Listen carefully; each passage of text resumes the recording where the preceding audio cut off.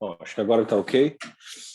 Queria também fazer só um adendo, né? Hoje eu estou com uma rinite bem atacada, tá? Então eu estou meio com o nariz entupido, estou tomando remédio que me deixa com sono, tá? Então não liguem não, né? Qualquer diferença relacionada a isso, vou tentar aqui fazer o que for possível, tá? Deixa eu então aqui compartilhar minha tela por meio do meu celular.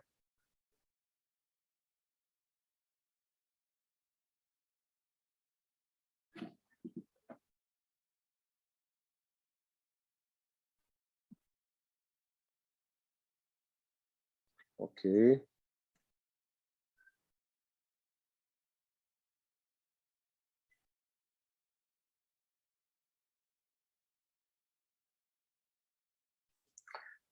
Bom, queria começar mostrando aqui para vocês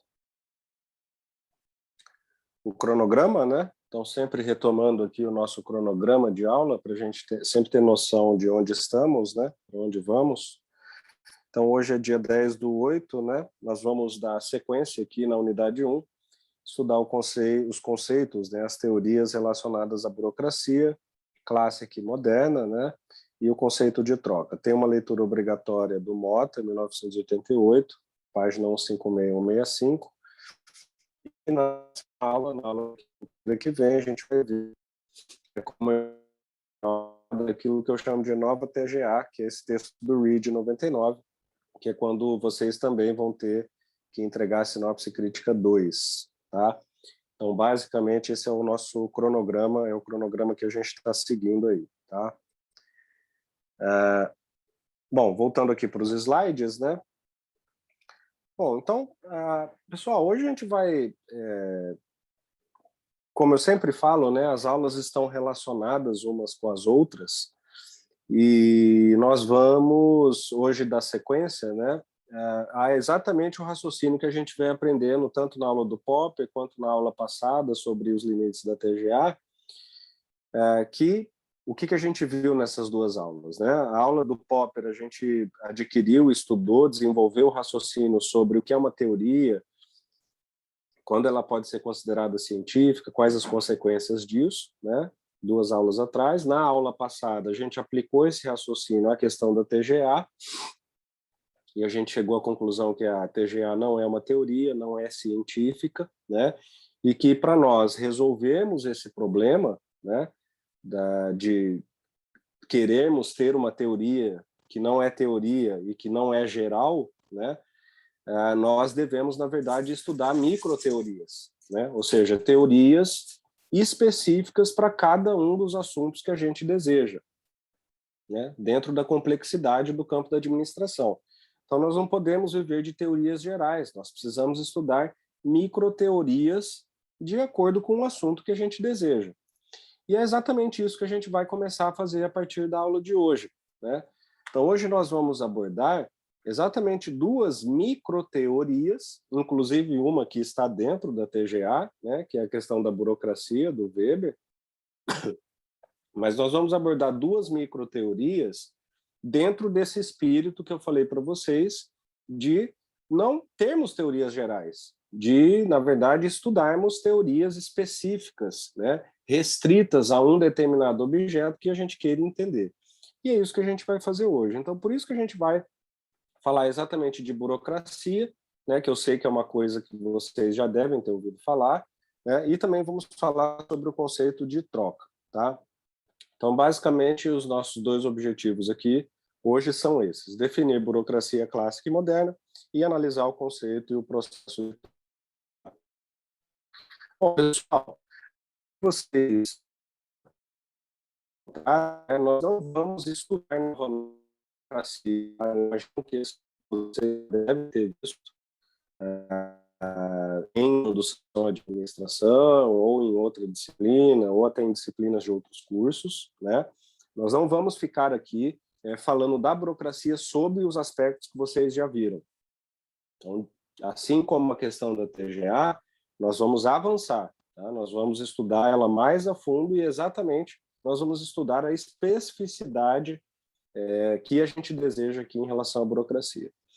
A primeira coisa que é sempre importante vocês entenderem, pessoal, é sempre o que é que nós estamos falando. Então, como eu falei para vocês em todas as aulas, né? Ah, todo mundo que estuda teoria, que estuda conceito, que estuda filosofia, se preocupa muito, e por quê? Porque é a teoria que traz isso, se preocupa muito sobre as definições do objeto, né? Sobre a definição do objeto que está se discutindo. E isso se traz naturalmente dentro da teoria. Né? Então, como a gente já viu, teoria especifica o que, onde, como, quando algo acontece. E com a burocracia não é diferente. Então, se nós vamos falar aqui de burocracia, né, é preciso a gente entender, né, é preciso que nós estejamos na mesma página, né, sobre o que é isso. E também é muito importante porque eu aposto que poucos de vocês sabem o que é exatamente a burocracia, né? E quando eu falo exatamente, é o que é a burocracia dentro da definição do seu autor, né? Então, dentro do que o Weber propõe de burocracia, o que é burocracia, né? Então, é preciso vocês entenderem o seguinte: burocracia é uma doutrina, tá? Burocracia não é regra, não é norma, tá? Não é passos, não são passos de um processo. Regra, norma, passos, processos são consequências da doutrina burocrática, tá? Então, norma é uma característica da doutrina burocrática, né? Que operacionaliza essa questão da burocracia, né? Uma regra, uma política dentro de uma organização não é a burocracia em si. Aquilo é uma face operacional da burocracia. Por quê? A burocracia em si é, na verdade, uma doutrina.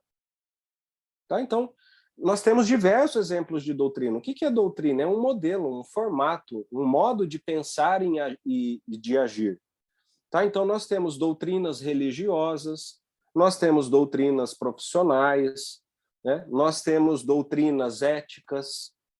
Então, quando a gente fala que burocracia é uma doutrina, a primeira coisa que vocês têm que entender e parar de pensar é que burocracia é pura e simplesmente uma norma, uma regra, né? Não, burocracia é uma doutrina, ou seja, um formato, um modelo de se pensar e de se agir. E que o Weber pensou, pessoal, não para as organizações. A proposta burocrática do Weber é que ela fosse aplicada dentro do contexto que o Weber estuda, que é a sociologia. Weber era um sociólogo. Então, o Weber propôs a burocracia como um modo, uma doutrina de funcionamento para a sociedade, para uma determinada sociedade, né? E aí, reforçando, como nós somos um campo social aplicado, o que a administração fez? A administração pegou essa doutrina filosófica, teórica do Weber, destinada a descrever como deveria funcionar uma sociedade e importou para dentro do campo das organizações, né? Então, a primeira coisa que você entender é isso. Burocracia é uma doutrina, tá? Assim como é uma religião, um dogma, qualquer tipo de doutrina. É uma doutrina de funcionamento de uma sociedade que a administração, ou o campo da administração, importou para suas práticas de gestão organizacional. Bom, e é uma doutrina caracterizada pelo quê? Essa sim eu acho que é uma parte que vocês já conhecem, né? Então é uma doutrina que prescreve o quê? Né? Então, se é uma doutrina para que uma sociedade funcione, a doutrina especifica sobre quais são as características da sociedade burocrática. Então, e o quê? Porque é basicamente a partir daqui que nós, na administração, começamos a aprender o que é uma burocracia, né? Daqui para trás a gente não aprende, que é uma doutrina, que é sociológica, que não é administrativa, que foi importada e assim por diante, né? Então, é uma doutrina sociológica que diz a sociedade burocrática tem que funcionar com base no quê? Na racionalidade, né? Ou seja, na escolha de meios adequados para atingir os fins. Tem que ser uma sociedade que funciona com base em hierarquia, né? Ou seja, tem quem manda, tem quem obedece. É uma sociedade que tem que prezar pela impessoalidade, ou seja, os tratamentos não podem ser pessoais. Eu não vou tratar você de acordo com quem você é, né? Com quem você é no seguinte sentido: sua cor, sua etnia, o modo de vestir, as suas opiniões. Eu tenho que dar um tratamento impessoal, ou seja, racional, né? É uma doutrina que prescreve que a sociedade tem que funcionar com base em normas, então tem que ter normatização. É uma doutrina que mostra que a sociedade tem que ser especializada, né? Ou seja, ela tem que ser formada por pessoas especialistas em cada uma das suas áreas, né? Não tem aquela coisa de todo mundo fazer tudo. E é uma sociedade que tem que ter documentação e arquivo de tudo que ela faz. Então vejam, pessoal, essa aqui é a descrição original da doutrina burocrática. Tá? O que nós fizemos? Por isso que eu falei que vocês já sabem disso. Nós, da administração, pegamos esses preceitos e importamos como modo de gestão, né? Então, é por isso que lá dentro da organização, quando a gente fala, a gente tem aqui que formular uma burocracia. Então, por exemplo, a gente tem normatização dentro da empresa, né? Então, tem uma norma lá específica. Aquilo é considerado uma burocracia porque vem dessa ideia, dessa doutrina burocrática do Weber. Então, toda empresa não tem hierarquia, né? Não tem lá organograma que fala quem manda, quem obedece. Toda empresa não tem normas, sejam elas formais ou não. Toda empresa não tem especialização. O que é especialização? Imaginem lá o organograma divididos em caixinhas, né? O que é cada caixinha do organograma? É uma especialização, né? A organização pega todas as tarefas que ela tem que fazer e divide essas tarefas, né? Então, tem quem cuida do marketing, tem quem cuida do RH, tem quem cuida de pagamentos e finanças. Tudo isso que eu estou falando é especialização. Então, divisão de tarefas. Então, é desse modo que a burocracia se manifesta dentro da administração. Tá? Mas não usem como sinônimo, tá, burocracia de, por exemplo, documentação. Por quê? Documentação é só uma parte da burocracia. Especialização é uma parte da burocracia. A burocracia é uma doutrina muito mais ampla que isso. Tá? Isso é o que se chama de burocracia clássica. Tá? Bom, diante disso, uma pergunta natural que a gente se faz, né, é se existe alguma organização sem burocracia, né? E aí eu peço que vocês imaginem, se enquanto aqui eu estiver falando, alguém conseguir imaginar alguma organização que não tenha hierarquia, que não tenha norma, que não tenha documentação, que não tenha especialização, né, que não tenha impessoalidade. Se vocês conseguirem saber e lembrar de alguma organização que não tem essas coisas, me digam aqui. Mas, se a gente conclui que burocracia é uma doutrina que prescreve que toda organização tem que funcionar com base nesses preceitos, a pergunta que a gente se faz a seguir é: existe alguma organização sem burocracia? E a resposta é não, pessoal. Não existe. Tanto é fato que, em alguns livros de administração, você encontra a palavra burocracia como sendo sinônimo de organização. Porque o que vocês têm que se atentar, pessoal? O que é uma organização antes de qualquer coisa? Por que tem esse nome? Organização. Né? Por que uma empresa é chamada de organização, seja pública ou privada? Tá? Porque toda empresa é, antes de qualquer coisa, antes de ser um fenômeno econômico, qualquer coisa desse tipo, é antes um fenômeno social. Por quê? Porque toda empresa é um conjunto de pessoas que estão organizadas em torno de objetivos comuns. Né? Peguem a Vale, sei lá, Vale do Rio Doce. Tem um objetivo comum definido lá pelo gestor da Vale, que todos os funcionários vão perseguir esse objetivo. Cada um vai dar a sua contribuição. O RH vai contribuir do modo dele, o marketing vai contribuir do modo dele e assim por diante, mas todos vão convergir para o mesmo objetivo. Seria impossível fazer isso, pessoal, sem burocracia. Por quê? Porque é a burocracia que permite a organização dessas tarefas, que permite a organização da organização. Entende? Então, como é possível uma empresa perseguir objetivos comuns sem, por exemplo, ter hierarquia? Né? Do tipo, a gente está aqui na nossa empresa e todo mundo manda em todo mundo. Não funciona. Né? Como uma empresa, uma organização consegue perseguir objetivos comuns sem ter documentação e normatização? Ou seja, para falar como as coisas vão acontecer. Né? Então, é preciso que vocês compreendam que, diferentemente da noção, vamos dizer, popular que as pessoas têm de burocracia, pessoal, no sentido de gestão e dentro da nossa área, a burocracia ela é desejada. Todos nós aqui, todos vocês administradores, vão ser no futuro burócratas. Por quê? Porque vocês, como administradores, vão ser chamados. Uma das tarefas que vocês vão ter é: fulano, faça aqui uma norma para a nossa empresa fazer recrutamento e seleção. Quando você está lá redigindo aquela norma, falando, para ter recrutamento e seleção, a pessoa primeiro envia o currículo, daí vai ser avaliado, e é esse o processo, você está definindo uma burocracia. Então, comecem a entender a burocracia não como uma noção popular, mas sim como uma noção filosófica, como de fato ela é. Porque ela é uma doutrina que vai permitir o surgimento da empresa tal qual a gente conhece hoje.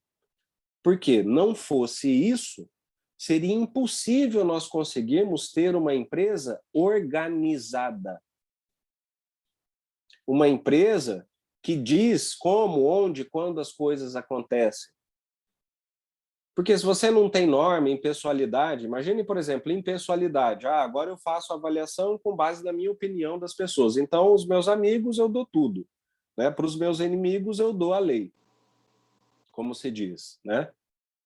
Então, imaginem o funcionamento de uma organização sem a noção, por exemplo, de impessoalidade. Não funcionaria. Entende? Então, a primeira conclusão que a gente chega, pessoal, é por isso que eu estou falando que aqui a gente avança na noção de burocracia, é que é impossível uma organização existir sem ter burocracia. A burocracia não só existe, como ela é desejada.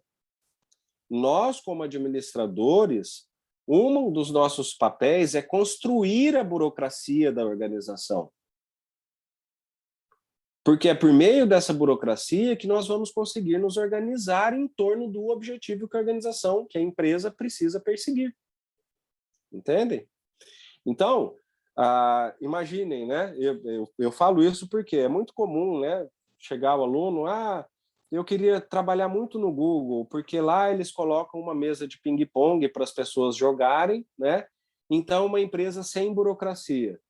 Pessoal, o Google coloca a mesa de ping-pong para que os funcionários dele se sintam mais motivados e trabalhem mais, pessoal. Eles não disponibilizam lá uma mesa de ping-pong, um videogame, uma sala de descanso. Eles não dão um intervalo de almoço para eles falarem assim, não, nós fazemos isso porque nós queremos ser reconhecidos como uma empresa não burocrática. Nada disso. Isso faz parte da burocracia deles, e essa burocracia deles não é porque eles acham a gente bonito, porque eles gostam dos funcionários e eles querem ver os funcionários jogando ping-pong na empresa. Eles esperam que, ao funcionário descansar, se distrair, relaxar jogando um ping-pong, um videogame, ele seja um funcionário que, ao voltar para o posto de trabalho, produza mais. Por meio dessa burocracia. Entendem? Então, tudo que está dentro de uma empresa formal é burocrático. Inclusive, esse tipo de coisa. Nossa, a empresa está oferecendo massagem. Né?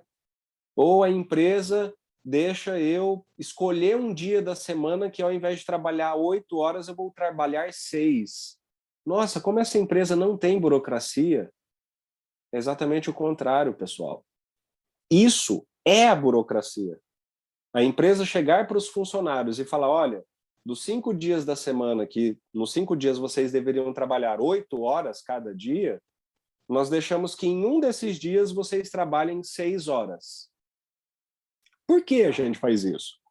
Porque isso vai aumentar o seu vínculo com a empresa, isso vai aumentar a sua motivação para o trabalho, isso vai permitir que você descanse mais, isso vai tornar você um funcionário mais feliz e, por consequência, você vai produzir e vai ter um melhor desempenho e vai entregar mais para a empresa.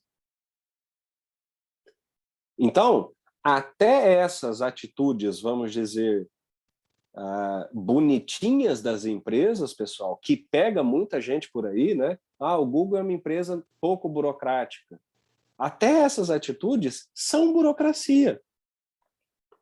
Ou seja, são normas, são procedimentos, é documentação, é decisão, é hierarquia que a empresa decide tomar para te entregar com melhores condições de trabalho. Tá? Então, não há organização sem burocracia. Burocracia e organização, burocracia e empresa caminham juntos 100% das vezes. Qual é o problema, então?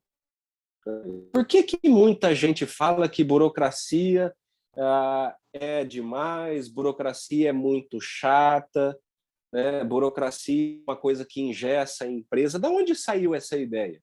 Pessoal, esse é um fenômeno chamado de burocratização. Ou seja, é quando a empresa, ao fazer a burocracia, faz essa burocracia de modo errado. Entendem? E não é a burocracia em si. Então, por exemplo, a empresa vai lá e vai fazer um organograma, né? Então, portanto, ela vai constituir uma burocracia ali para o funcionamento dela. Aí, ao fazer esse organograma, ela coloca um monte de nível hierárquico. Um monte. Né? Chefe, do subchefe, do vice-chefe, do coordenador, do supervisor, do controlador, do fulano, para chegar lá no funcionário sem cargo de gestão. Ela coloca muitos níveis hierárquicos. Aí o processo começa a ficar ruim. Aí começa a acontecer o que a gente chama de burocratização, ou que no Brasil também se chamou sobre burocratização. Né? De burocratização, ou seja, de burro. Ou seja, é o uso indevido da burocracia. Entendem? Aí a gente começa a ter problemas associados à noção, à doutrina burocrática. Que é um problema que, como eu falei, vem do gestor e não da burocracia em si. A burocracia, como doutrina, continua preservada. Quando essa burocracia chega na mão de um gestor mal preparado, que não sabe fazer burocracia, né? Uma pessoa extremamente autoritária, sistemática, que não estudou, não sabe o que é a filosofia weberiana da burocracia, essa pessoa pega essa tarefa que é, amigo, você tem que fazer uma política de recrutamento e seleção, portanto, faça uma burocracia. Esse cara vai lá e pega essa tarefa que ele tem que fazer e enche essa tarefa de penduricalhos, de coisas que não são necessárias. É processo excessivo, é um monte de papel que ele pede, é um monte de gente que ele envolve numa situação simples, é um processo muito longo que ele define, é um processo que começa a ficar muito complexo. Aí sim, aí a burocracia passa a ser negativa para a empresa. Porque, na verdade, está acontecendo um processo de burocratização, que é um processo crescente e exagerado da burocracia, entendem? Então, essa é uma outra coisa que vocês precisam entender a partir da aula de hoje, pessoal. A burocracia em si, a filosofia, a doutrina, não só é boa, como ela é necessária. Sem ela, nós não existiríamos. Isso é uma coisa. Outra coisa é pegar essa burocracia e começar a definir processos extremamente complexos, longos, desnecessários, com um monte de etapa, com uma impessoalidade exagerada, com uma documentação exagerada, com um número de passos exagerado. Essa é a face negativa da burocracia, que nós devemos evitar sempre. Essa burocracia, sim. Essa burocracia, essa burocratização ou burocratização, ela é indesejada, tá? Então, por isso que eu falei para vocês, vejam como faz diferença em entender os clássicos. Não é ler a burocracia sob a leitura do Chiavenato, ou ler a burocracia sob a leitura do Max Geringer. Por quê? Porque todas as pessoas falam que a burocracia é o quê? Indesejada. Não devemos ter burocracia, né? Nós devemos evitar a burocracia. Quando, na verdade, é exatamente o contrário. Possivelmente essas pessoas não leram o que o Weber disse. Não, nós desejamos burocracia, mas nós somos preparados para fazer a boa burocracia. Ou seja, aquela burocracia que é a definição de um processo bem feita. Então, um processo enxuto, com poucas partes, com uma documentação reduzida, que não é um processo complexo. Essa é a boa burocracia. Entende? Então, isso faz uma diferença brutal, tá? Dentro da qualificação de vocês.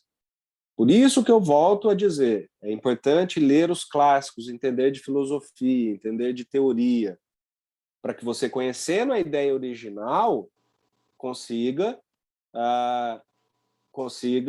entender o que de fato são as coisas, né? Então, muito importante distinguir burocracia de burocratização. Para vocês terem uma ideia, no Brasil, na reforma de 1994, que era o Fernando Henrique Cardoso, o presidente, ele fez um ministério, fundou um ministério na Esplanada, aí, em Brasília, né, chamado Ministério da Desburocratização. Do tanto que o governo federal, o setor público no Brasil, era burocratizado. Então, era, por exemplo, aquela época, né? Vocês não são dessa época, que a gente, para tirar um RG, tinha que ir lá no posto de identificação, enfrentar uma fila enorme só para tirar uma foto. Aí você ia preencher um formulário que eram todos os dados do seu RG. Aí você marcava os 10 dedos naquela tinta e colocava, né, o seu dedo ali, a sua digital. E dali 15, 20 dias, 30 dias, você ia lá pegar a sua identidade, né? Como que é a identidade hoje, o processo de retirada de identidade? Eletrônico. Você tem identidade eletrônica, você não precisa borrar seu dedo, fazer nada, né? Então, esse é só um exemplo de como foi o processo de desburocratização. Vejam como que é tirar um passaporte hoje no Brasil, né? Você vai ali no Na Hora, né, na rodoviária ali em Brasília, e você tira o passaporte na hora. Antes você precisava esperar 30, 40 dias para tirar um passaporte. Por quê? Porque o processo era extremamente burocratizado. Atualmente, o processo continua com a burocracia, porque tem ali todas as características da doutrina burocrática, só que agora é o que a gente pode chamar de boa burocracia. É uma burocracia reduzida, tá? Essa burocracia é chamada do quê, pessoal? De burocracia moderna, tá? Ou o que a gente chama de adocracia. Então, esse é um conceito novo para vocês. Então, na atualidade, né, no mundo moderno, nas organizações públicas e privadas modernas que nós temos atualmente, nós devemos ter organizações que não são burocráticas, elas são adocráticas, tá? Ou seja, é o que eu já falei, é uma burocracia boa, vamos dizer. Ou seja, é uma burocracia que corrige as disfunções da burocracia clássica, tá? A palavra ad hoc vem do latim de informal. Tá? É como se fosse uma burocracia informal, falando o que para nós? Olha, hoje a burocracia que tem que existir não é mais aquela burocracia antiga quando, por exemplo, as organizações funcionavam como sistemas fechados. Como eles eram sistemas fechados em si mesmos, a burocracia podia ser alta, né? Hoje, todas as organizações trabalham com um ambiente aberto, trabalham com um sistema aberto, elas têm que estar atentas ao ambiente, cliente, fornecedor, governo, moeda, clima. Então, elas são sistemas abertos, de modo que a burocracia também tem que ser alterada e ela tem que funcionar sob esse novo contexto, né? Então, tenham em mente, pessoal, que hoje a burocracia foi substituída pela noção de adocracia. Ou seja, nós precisamos sim continuar tendo impessoalidade, normas, hierarquia, documentação. Nós precisamos continuar tendo todas as premissas doutrinárias e filosóficas da burocracia clássica, porém de modo flexível, de modo a atender um sistema aberto e não mais um sistema fechado, de modo que essa burocracia dê dinamicidade para a empresa. Entendem? Então, essa é a noção mais moderna de burocracia, tá? Que funciona dentro dos modelos organizacionais que a gente tem hoje, que é essa burocracia flexível, essa burocracia boa, ou, tecnicamente chamando, a adocracia. Tá? Então, essa é a noção moderna mais vigente hoje em dia sobre burocracia, tá, pessoal? Que é a noção de adocracia ou burocracia moderna, né?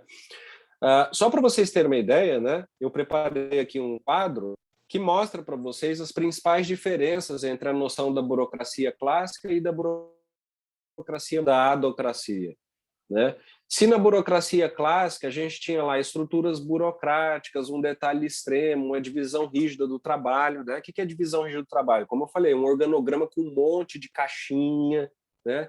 Vários chefes para chefe do subchefe. Hoje a adocracia fala o contrário, fala, olha, as estruturas não podem ser mais burocráticas, elas têm que ser flexíveis e temporárias. Inclusive, nem sempre a divisão do trabalho vai ser possível a gente fazer, né? Imaginem, por exemplo, a gente querer dividir um trabalho que é eminentemente criativo, que você não consegue observar as etapas dele. Então, o processo, por exemplo, de criação de uma propaganda. Eu sei que vai ter uma etapa lá que é a escolha da cor da arte, da propaganda. Poxa, eu vou colocar um cara só para escolher a arte da propaganda? Para escolher a cor da arte? Não, eu pego todo o processo criativo da propaganda e designo para uma única pessoa. Por quê? Porque esse é um processo criativo que não tem como eu dividir com ninguém. Não tem como eu pegar o processo de criação de uma arte de propaganda que envolve criação, forma, cor, letra, fundo, né? Imaginem criar um outdoor. Eu vou pegar essa tarefa de criar outdoor e dar uma tarefa para cada pessoa. Ó, você escolhe o fundo do outdoor, você vai escolher a fonte, você vai escolher a figura que a gente vai colocar. Eu não tenho como dividir esse trabalho. Entende? Então, só a adocracia dá conta disso. Na burocracia clássica, a gente tinha um poder centralizado. Né? O que é o poder centralizado? É aquela uma única pessoa mandando em um monte de gente abaixo dela. Né? Então, a pessoa tem o que a gente chama de uma linha de comando gigantesca. Né? A burocracia clássica. Por outro lado, hoje a adocracia fala, não, não é bom centralizar, nem sempre é bom. Às vezes é bom descentralizar. É bom você ter uma delegação de tarefas sempre que possível. Se atentem, por quê? Porque isso vai depender, óbvio, do tipo da empresa. Né? Peguem, como eu sempre falo, uma empresa de segurança. Né? Tem lá uma empresa de segurança de valores, transporte de valores. Né?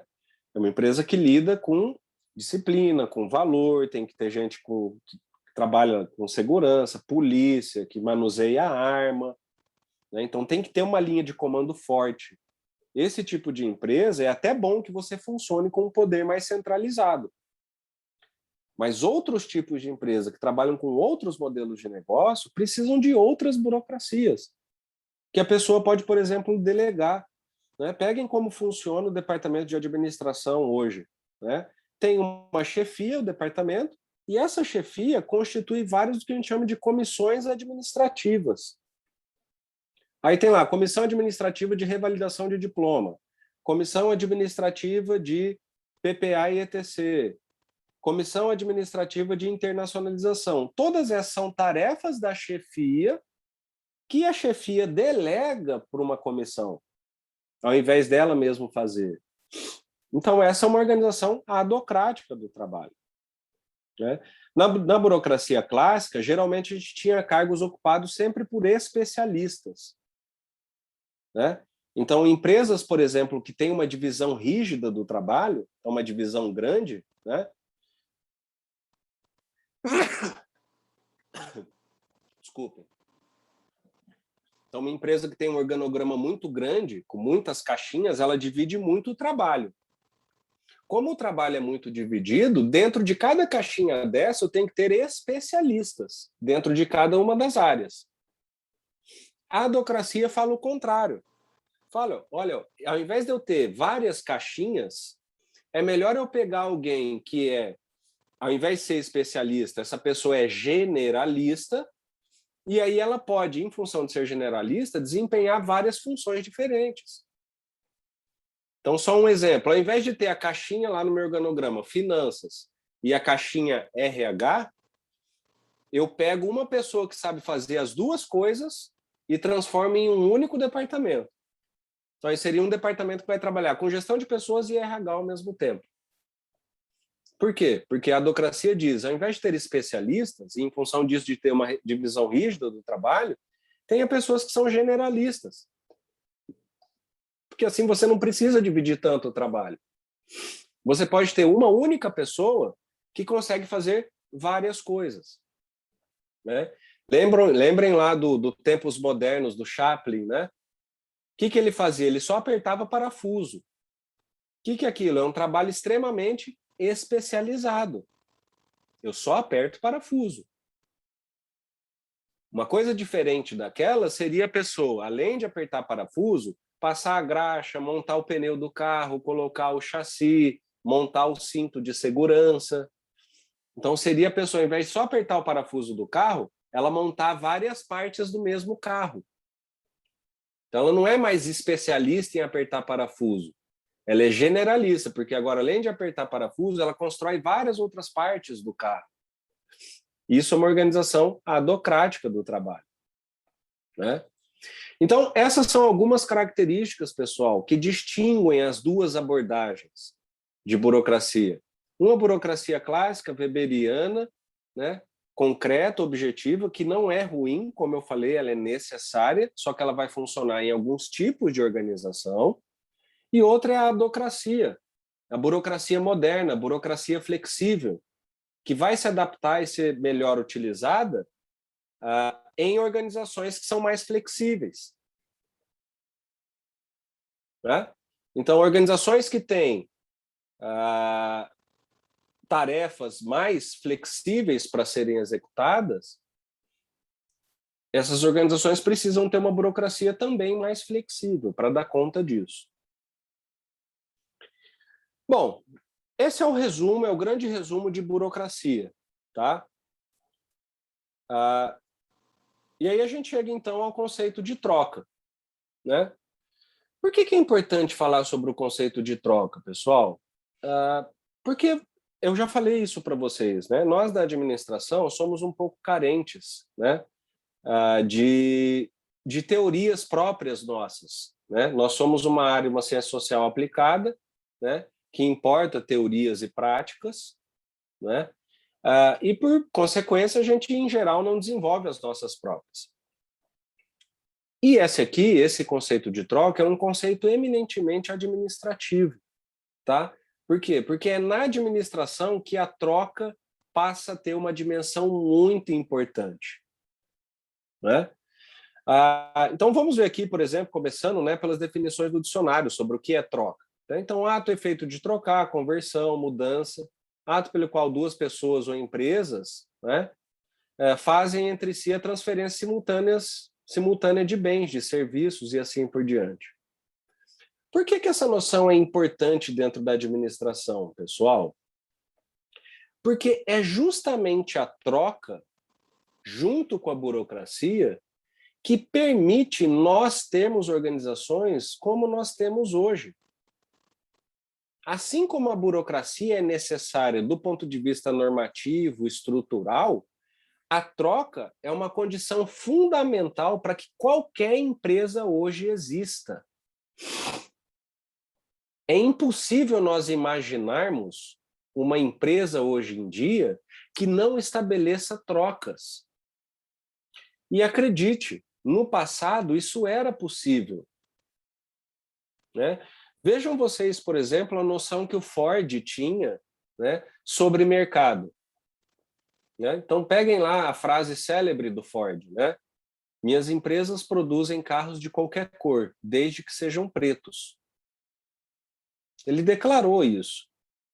Então, vocês acham que essa pessoa está interessada em fazer troca com o ambiente? A única troca que a Ford fazia era a venda do produto. Isso era uma troca, né? Mas não era essa noção de que, para sobreviver, eu preciso disso. Por quê? Porque naquela época, pessoal, principalmente o Ford não precisava de demanda. Vocês pararam de ver minha tela, pessoal? Só confirmem aí, por favor. Sim, parou. Tá, deixa eu compartilhar de novo aqui.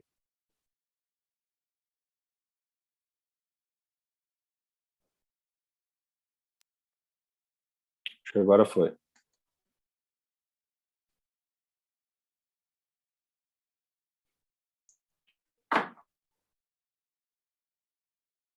Quando o Ford dizia isso, ele não estava interessado em trocar.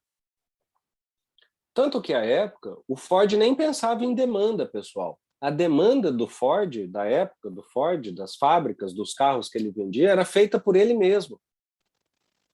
Se ele produzisse 1.000 carros em um mês, ele iria vender 1.000.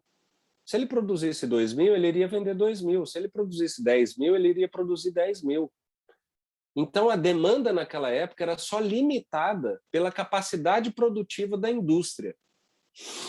Não existia essa noção que a gente tem hoje de mercado, de preferência, de comportamento do consumidor, que você tem que ter um produto variado, insubstituível, com preço baixo, que atenda a necessidade das pessoas. Não existia essa noção. Portanto, não existia noção de troca propriamente dita. A empresa iria sobreviver de acordo com o que ela conseguisse produzir. Por quê? Tudo que ela produzisse, ela iria vender. Não se pensava em marketing, endomarketing, marketing para dentro, marketing para fora, propaganda, competição de preço, qualidade de produto. O Ford, o carro que a Ford vendia, pessoal, era terrivelmente ruim. O carro estragava, era feito com produtos de baixa qualidade. Procurem na internet aí sobre as qualidades dos carros da Ford daquela época. Não existia noção de troca. Existia só a noção de produção e venda. Então, a partir do momento em que as organizações, que é o que se tem hoje, começaram a estar inseridas dentro de um ambiente aberto, ou seja, existe sim um mercado, existe sim concorrência. Se você não fizer o seu produto melhor do que o concorrente, você vai perder. Existe, assim, necessidade das pessoas. Se você não atender a necessidade dos seus clientes, você não vai vender. Existe, sim, qualidade de produto. Existe, sim, qualidade de fornecedor. Existe variação de moeda. Existe todas essas coisas. Se existe todas essas coisas, nós precisamos, então, começar a pensar sobre como essa troca vai ser realizada. Por quê? Porque agora não é uma coisa de mão única, que é a empresa produz e vende. Agora é uma coisa de mão dupla. A empresa quer vender, mas você não sabe se o seu cliente quer comprar. Então, a noção de troca precisa ser estabelecida. Para que a troca aconteça, ou seja, para que você consiga realizar a venda, né? Para que você consiga operacionalizar esse gráfico aqui, ó, né? Você tem o mercado, que envolve todas as organizações, tem a empresa A, B e C. Para que você consiga operacionalizar essas setas verdes, né, a empresa A compra milho, lá da empresa C, transforma esse milho em cogumelo. Vende esse cogumelo para a empresa B, que é o input dela, ela transforma esse cogumelo em cebola. Ela vende essa cebola para a empresa C pega a cebola, transforma em milho para, de novo, vender para a empresa A. E assim por diante. Se a gente não coloca a noção de troca aí dentro, nada disso estaria acontecendo. As empresas seriam estanques, fechadas em si mesmo. Tá? Então, esse é como eu falei, essa é mais uma microteoria, mais um microconceito que nós, administradores, precisamos entender que é real, que existe, que é verdadeiro e que nós precisamos saber trabalhar. Não adianta ficar com a noção antiga do Ford de que a empresa vai produzir e ela vai vender tudo. Não, eu preciso saber como estabelecer uma troca com o meu mercado. Como o mercado no qual eu me insiro, seja ele, entre aspas, quando é mercado, a gente coloca aspas para falar no público, mas seja o público ou o privado, como a minha troca vai se estabelecer? Eu, como administrador, preciso pensar nisso hoje. Então, essa é mais uma microteoria que nós precisamos estar atentos. E daí? Né? Como essas coisas se combinam, pessoal? E aqui é o grande pulo do gato. Né? Então, como burocracia e troca se combinam? Né? Então, primeiro, a troca é uma das premissas para a existência de qualquer mercado. Não existe troca, não existe mercado. Você teria, sem troca, uma organização econômica quando a gente tinha no feudalismo. Né? Seria basicamente uma produção de subsistência. Eu não preciso vender para ninguém. Então, portanto, não existe mercado, não tem troca. A burocracia, a troca e a burocracia vão se juntar, pessoal, justamente pelo seguinte: se a troca tem que ser estabelecida, se precisa acontecer a troca, se eu preciso comprar um produto, transformar esse produto e vender para outra pessoa, então esse é o ciclo da troca, a pergunta é: como eu vou fazer? Como, em que sentido? Por exemplo, quais são as normas para eu comprar os meus insumos? Qual que é o preço esperado do insumo que eu vou comprar? Quais são as leis tributárias que eu preciso me atentar para fazer a compra do meu insumo? Qual é a norma de manuseio desse insumo dentro da minha empresa? Então, uma vez que eu comprei do meu fornecedor, como que eu vou transformar esse insumo que eu comprei? Quais são as normas, o passo a passo para que eu transforme isso? E uma vez que eu transformei e eu tenho o produto pronto, qual que é o preço desse produto? Eu vou vender esse produto por qual meio? É aí que entra a burocracia, pessoal. Porque é a burocracia que vai responder todas essas perguntas. Então, qual que é o padrão do insumo que eu tenho que comprar? A empresa tem uma norma que define isso. O que é a norma? É a burocracia. Qual que é o preço máximo que eu posso pagar por um insumo? A empresa tem uma definição sobre isso. Essa definição é uma burocracia. Qual que é o meio de transporte adequado para eu transportar esse insumo?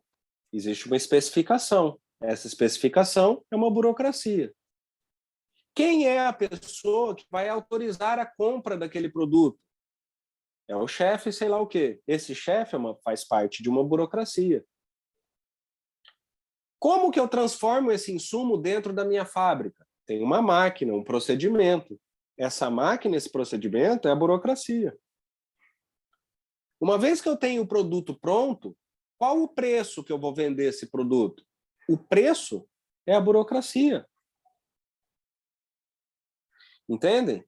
Então, é justamente a junção desses dois conceitos, pessoal, ou seja, burocracia e troca, é por causa da junção dessas duas coisas que eu tenho a organização real que a gente vê hoje.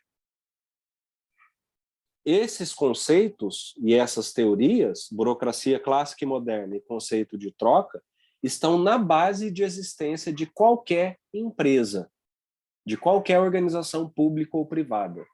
Portanto, está na base da atuação e da formação do administrador. O administrador que, de fato, quer ter uma atuação efetiva, um bom desempenho, ele precisa entender o que é burocracia, o que é troca e como essas coisas são combinadas. E como que ele, como administrador, pode tomar decisões para tirar o melhor desses dois conceitos, dessas duas práticas. Como estabelecer a melhor burocracia que vai otimizar a minha troca? Qual é a melhor burocracia para que eu consiga produzir mais com menos? Qual é a melhor burocracia para eu ter um determinado nicho de mercado? Então, isso faz parte dessa noção de burocracia e troca. Tá? De burocracia e troca. E é aí que esses dois conceitos se combinam, né? Se conversam. Tá? E como eu falei, são duas microteorias que, estudadas fora da TGA, ganham um sentido completamente diferente. Né? Nós estamos estudando especificamente essas duas aqui, né? E não em separado ou falando que elas são teorias gerais. Né? Nós estamos estudando elas especificamente, nos detalhes. E burocracia e troca é exatamente desse jeito. Tá? Bom, então é isso, pessoal. Vou parar aqui de compartilhar.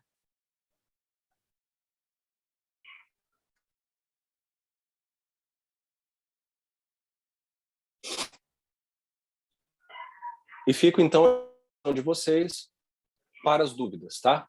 Dúvidas, perguntas, questões. Alguma consideração, pessoal?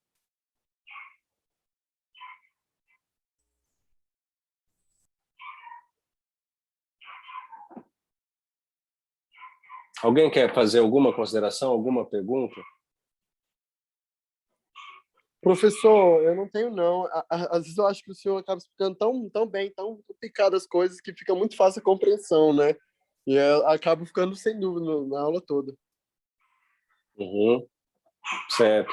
Recomendo que, além disso, vocês também leiam o texto, né? Para ir além um pouco da minha análise, né? Da noção que eu apresento para vocês e tal. E recomendo que vocês deem uma olhada lá. Né? Então, deem uma olhada lá no texto também. E avaliem, né? Avaliem as questões em específico, tragam questões e tal. Mas em não tendo mais nenhuma dúvida, né? A gente poderia finalizar. Então, pergunto se vocês têm mais alguma dúvida aí, para que a gente possa ir para o final da aula. Mais alguma coisa, pessoal? Deixa eu ver aqui no chat. Tudo ok? Tudo tranquilo? Ok. Bom, pessoal, então é isso, né? Então, como falei, mais uma aula aqui de microteorias, né? Hoje a gente abordou duas microteorias muito importantes, né? Clássica moderna e conceito de troca, tá bom? Então a gente encerra por hoje, né? E a gente se vê na próxima quinta-feira, tá? Com o texto do Read, que é quando vocês têm que entregar a sinopse crítica 2 também, tá?